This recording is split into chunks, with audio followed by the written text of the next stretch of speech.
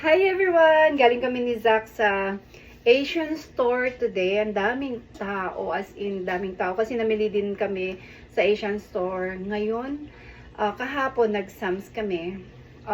Doon namin binili lahat yung mga kailangan namin. Pero ngayon nag-Asian store kami kasi bibili ako ng mga gulay. Ngayon, meron akong free na bigas. Ayan, kasi na-reach ko na yung 400 na points. Kaya meron akong free na bigas. Kaya naghanda kami ni Zach para sa winter storm na sinasabi nila na grabe daw this weekend. Kaya mas maganda nakahanda. Kaya marami na kaming tubig, may mga flashlight kami, may nabili ako sa Sam's kahapon. Ayan. Ayan. O, di ba? Kung sakaling mawalan ng power, kasi ang sabi nila, ano daw, yung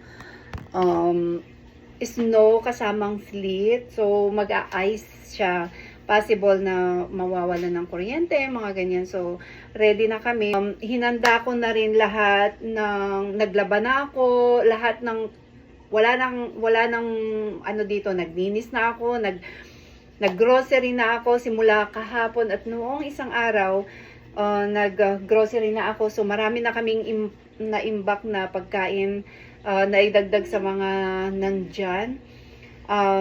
Hindi na ako mag-worry pa na lumabas kung sakali man na sobra talagang hindi maganda ang weather this Saturday and Sunday. Baka Monday mawawalan din sila ng or walang pasok. So mag-i-stay sigurado ako sa anak ko. Kaya, ayan, naka-ready na kaming lahat. Importante, maraming tubig, may bigas, may mga ulam na pwedeng iluluto, yung mga snacks dyan. Kaya, sa mga nandito, ingat tayong lahat at sana yung weather mag-iba. At least ready na kami. Meron akong mga Asian food na pwedeng iluto dito. Gagawa na lang ako ng mga soup. Ganyan. Tapos si Zach gusto niyang mag-bake. Parang para may magawa lang kami dito. Pero importante, meron tayong ilaw, meron tayong naka-charge na din yung mga yung battery.